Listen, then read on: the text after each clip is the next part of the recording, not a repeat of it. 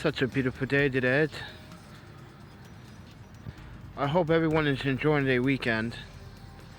Happy Memorial Day to those that served and that have passed, protecting the country that you love. But look at the sky cover. Wow, pretty amazing today. So today I'm going to be playing around with the Irix 150 micro, and I'm going to be playing around with my Sony a77 with my Tamron SP 90mm micro. And we're out here by the lake just trying to capture something pretty amazing. It is a beautiful day and I'm bored.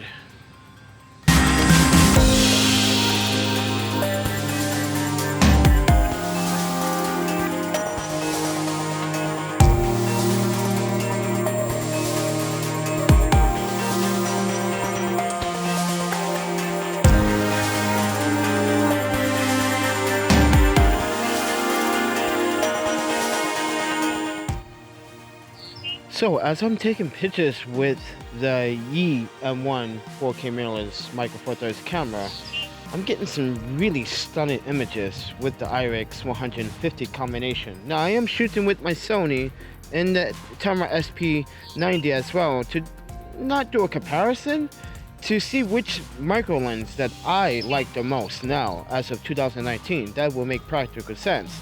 2017, 2018 was all the buzz about the Tamron SP90. Well, this year, let's see which micro lens works best for me, but it's amazing what I can capture with micro lenses.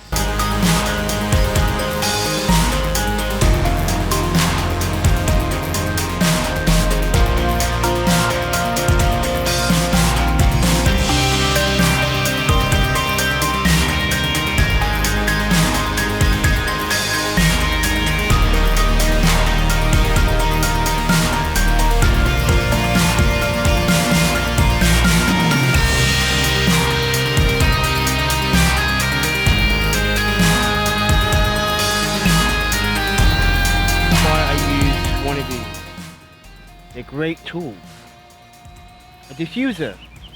Since I don't have a micro flash anymore, I have to consider myself using diffusers. Now it's about 2 a.m., 2:30 p.m. and in the afternoon, so the sun rays and the sunlight is very harsh. This is going to give me some flexibility to soften that beautiful light coming from the sun. So what I'm doing is taking one light source and creating a second light source with a diffuser, if that makes sense to you guys. But I also wanted to show you guys, you don't need a micro flash to do micro photography.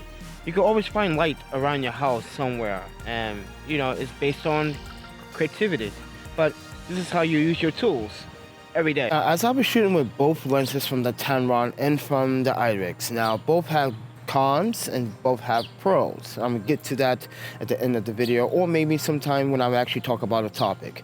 But both show that they are excellent lenses for micro photography, or for portraits, or for a little bit of B-roll. But when I'm shooting on the Tamron SP90, I notice sometimes I can get the reach that I need, but sometimes it doesn't get me the reach that I want.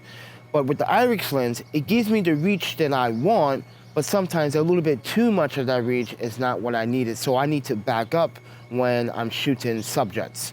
Now, I'm shooting on a micro four thirds with the Irix lens. Now, if this is on a crop sensor, the focal length will be different. Since it's on the micro four thirds, I have to shoot at the 300mm equivalent. I do have an adapter on the micro four thirds camera. Now, on the Sony crop sensor, I'm going to tell you the differences and what kind of complications I have to go through to actually get my images the way I think you guys would actually shoot in the real world. So as a travel photographer, I'm just trying to compare two lenses. This is not a battle royale against Tamron and Irix. Both companies have both excellent optics. Now, with the Irix 100, I noticed that there's no crop aberrations. There's no purple fringing or blue fringing.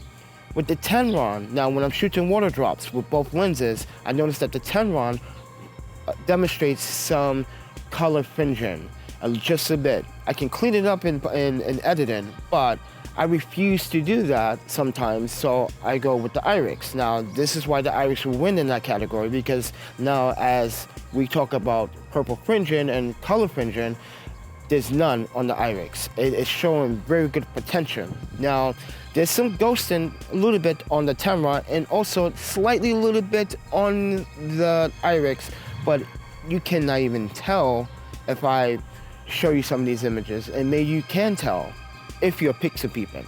Now, I did run into complications when I'm trying to actually shoot some of my images. With this Sony A mount, I noticed that my EVF is not demonstrating in real time in the EVF when I'm actually shooting. So I have to press this button up down on the corner here on the bottom where the lens is mounted, and that button shows me in real time what I'm about to shoot. So I noticed that I'm having EVF issues on this camera. So this is pretty much an old camera. I brought it secondhand, but other than that, it works fine. Image quality from the crop sensor does really well with the Tamron SP90. With the Irix 150, oh my god, it's just amazing how sharp and detailed, the clarity, the color representation, because this Micro Four Thirds camera is the EM1. Now, this is using a Sony IMX269 sensor. This is also a Sony sensor. This is why I wanted to make the comparison and see which one is better. I'm not going to vote on the Micro Four Thirds, and I'm going to tell you reasons why. This is a transparent mirrorless camera. This is a mirrorless camera. This is giving me accurate light. This is killing off light through that transparent mirror that has to flip up. But other than that, yeah. Now, let's talk about bokeh. Bokeh is one of those things that people are very opinionated about. Some people say it's not enough bokeh, or it's just too creamy, it looks unreal. But the bokeh on the Irix would just blow you away. You may think that the Irix bokeh is just something I would add and post, but it's not. That is what I'm getting on the Micro Four Thirds. So if you do have a Micro Four Thirds, mind you that this is a Canon EF mounted on the Micro Four Thirds. You're gonna get smooth bokeh every time. Also with the Tamron, you get smooth bokeh, but if you are going to do micro photography, I suggest that maybe you want to buy, a micro rail system, which works really well when you want to actually pinpoint and have precise sharpness, focus, detail, and make sure that when you are using the micro rails, that you use the adjustments based on your reach of your micro lens. Now you want to go forward or you want to go back.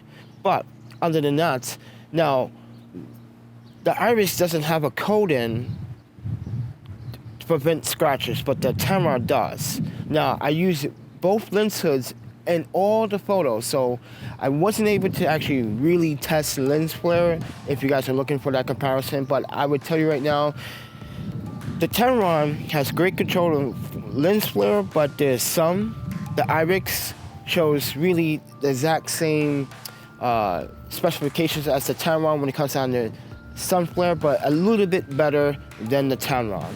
But other than that, it's just an amazing setup that I have here. Two lenses that can do both, but one stands out the most. Now keep in mind that the Irix is a manual focus lens, and this has autofocus and manual controls, so you don't have the options on the Irix. This has a focus limiter on the Tamron, but this one does not have a focus limiter on the Irix. So you may want to consider, maybe taking the time out to go out and just think about which lens is going to be practical for you when you're going out to do shooting. Now, I use both lenses for everything. It's a versatile tool, in my opinion, but I'm going to go with the Irix. Even if I know I don't have a crop sensor at this time, I'm pretty sure that I will be satisfied with the image quality, even on crop sensor. And this is, like I said, this is not a comparison. This is not to say Now, I was able to use single point autofocus on the A mount system with the Tamron SP90.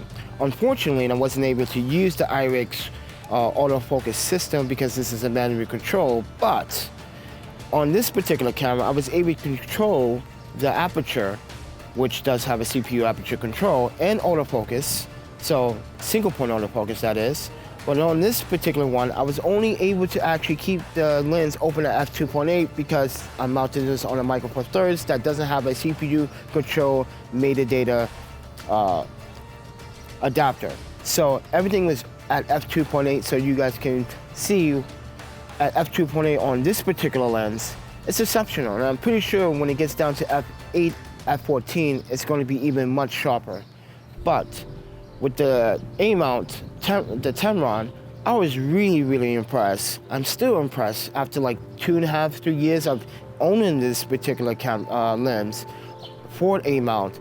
I'm pretty happy and pretty satisfied with the results. So you should be too if you own either of these lenses. Now, when it comes down to focusing, I'm having a little bit of difficulty deciding because I am a manual shooter.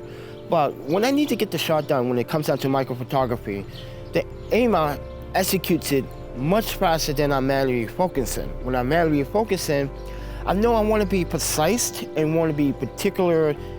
That's just me, just particular. But with the Tamron, I'm executing my photos much faster, so it saves me time. But with the Irix 150 micro lens, it takes a little bit of time because this focus throw is pretty long and has a long focus throw. With the Tamron, it doesn't have that long focus throw. So it's up to you guys to decide which lens will be better. Like I said, this is not really a battle. This is not really one of those comparisons. This is just me as the Panda Photographer trying to provide content so you guys can have an understanding which lens is my favorite. And I'm going to have to apply here and say that the Irix 150mm micro lens is so much my favorite. Even though it's a manual focused lens that I haven't mounted on Micro Four Thirds, it's just that for some reason I just like the color edition on the Irix a little bit much better. I do like the contrast more on the Tamron, but I just like the contrast mixed with that color edition that is giving me what I'm actually shooting, and it's just outstanding performance lens. I did use a diffuser when shooting most of my subjects because on this particular one, I'm not allowed to actually adapt third-party ND filters or polarizers without using the hood, so I have to either opt out on the hood and use a polarizer or ND filter. But with the Irix 150, I'm able to use ND filters, polarizers on top of each other and still maintain using the hood. All right, so you guys have seen it. It's morning time, and I'm basically just giving you guys a rundown. Irix is one of my favorite new lenses of 2019. It's exceptionally sharp. There's no color aberrations, no ghosting, no color fringing, barely nothing. Really no lens flare problems, slightly a little bit, but it's well executed and controlled. But the Tamron, I love the Tamron so much, but it's not that I'm giving up on the Tamron. I'm going to use both lenses still. This is that now I have a very new favorite, and I gotta have my favorite lenses to demonstrate in the real world. As a travel photographer that travels, I have to give content that makes sense to photographers that are looking for options. And those options are, which lens should you go for? The Tamron SP90 or the Irix 150? Do you want that extra reach? Now, keep in mind, as I said, shooting on Micro Four Thirds with the Irix, but this should give you some clarifications that, which lens you should go for. Now, if this video doesn't do justice, I do apologize. And that's the way it is in the real world. It's very early in the morning, so my thinking process is not 100% there quite yet, but it's very early. But other than that, guys, if you guys like the content, please do let me know with comments down below. If you guys want to support the channel, there's a PayPal donation link in the description. It really does help me out to make more content like this, but also keep the lights on. And as a travel photographer, micro photography is fun. So go out there and shoot, and make sure that if you do choose the right lens for micro photography, you will do very, very excellent. And trust me, take your time and always menu focus when you're doing, or single point autofocus if you have a lens that has single point autofocus. But yeah, other than that, subscribe, like, and share. Then I will see you guys in the next video. You guys take care. Happy shooting.